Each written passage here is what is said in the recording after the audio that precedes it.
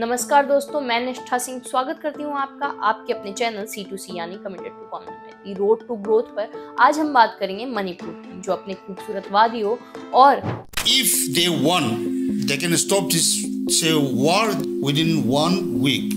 अंधेरी में हम लोग को खेल करके दबा के रखा है, ये हम लोग का बहुत दिल दुख हो रहा है। All our properties are all looted and they burned down our houses, totally destroyed. I would keep quiet the moment the Prime Minister opened his mouth and the Nationalist Party says that Manipur is part of India and we care for the people of that. Rich culture के लिए भी जाना जाता है, लेकिन अब यह infrastructure development और नए इनिशिएटिव के लिए जाना जा रहा है। सीएम बीरेन सिंह और उनकी सरकार ने स्टेट डेवलपमेंट के लिए कई बड़े कदम उठाए हैं। तो आइए जानते हैं उनकी कुछ पॉलिसीज के बारे में। पीएम डिवाइन प्रोजेक्ट जो शुरू किया गया है मणिपुर टेक्निकल और कल्चर यूनिवर्सिटी के इंफ्रास्ट्रक्चर डेवलपमेंट के लिए। स्टार्टअप मणिपुर युवाओं को एंटरप्रेन्योरशिप में आगे बढ़ाने के लिए फाइनेंशियल असिस्टेंट और मेंटोरशिप प्रोवाइड कर रहा है। Special assistant for state capital investment 2024 से 2025 में 913 करोड़ अलोकेट हुए हैं मणिपुर इंफ्रास्ट्रक्चर डेवलपमेंट प्रोजेक्ट के लिए।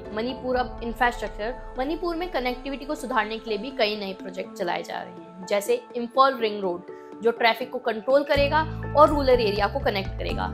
हेमलोंग एरिया में एडीपी के सपोर्ट से रेलवे प्रोजेक्ट्स डेवलप किए जा रहे हैं। शिक्षा और स्वास्थ्य में भी मणिपुर तेजी से आगे बढ़ रहा है। मणिपुर टेक्निकल यूनिवर्सिटी नए इंफ्रास्ट्रक्चर के साथ स्टूडेंट को और बेहतर एजुकेशन फैसिलिटीज दे रहा है। नेशनल हेल्थ मिशन जो फोकस कर रहा है पब्लिक हेल्थ केयर को और मजबूत बनाने। मणिपुर में आर्थिक विकास के लिए भी कुछ स्कीम्स चलाई गई हैं, जैसे एमएसएमई सपोर्ट जो स्मॉल और मीडियम बिजनेस को फाइनेंशियल सपोर्ट और ट्रेनिंग दे रहा है।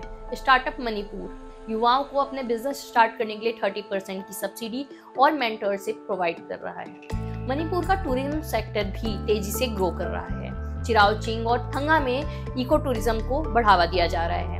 राज्य के रिच कल्चर को प्रमोट करने के लिए फेस्ट ऑर्गेनाइज किए जा रहे हैं। सस्टेनेबल डेवलपमेंट पर फोकस करने के लिए सोलर हाइड्रो एनर्जी प्रोजेक्ट के थ्रू क्लीन एनर्जी प्रमोट की जा रही है। लोकतक लेक जैसे नेचुरल रिसोर्सेज को कंजर्व करने के लिए स्टेप लिए जा रहे हैं। अब बात करते हैं चैलेंजेस और उनके स्मार्ट सॉल्यूशन। हर डेवलपमेंट की राह पर आते हैं कुछ चैलेंजेस, लेकिन मणिपुर उनका सॉल्यूशन तेजी से निकाल रहा है। कनेक्टिविटी इश्यू से लड़ने के लिए रिमोट एरिया में भारत नेट जैसे प्रोजेक्ट इम्प्लीमेंट किए जा रहे हैं। यूथ एम्प्लॉयमेंट से लड़ने के लिए एमएसएमई और स्किल डेवलपमेंट को बढ़ावा दिया जा रहा है, जिससे युवाओं को रोजगार मिल सके। अब चलते हैं भविष्य की ओर। 2030 तक मणिपुर का टारगेट है 2030 तक डिजिटली एम्पावर्ड और इकोनॉमिकली स्ट्रॉन्ग स्टेट बनना, हर गांव तक 5G इंटरनेट पहुंचाना, स्टार्टअप और एमएसएमई को सपोर्ट करके एम्प्लॉयमेंट और इकोनॉमिक ग्रोथ करना।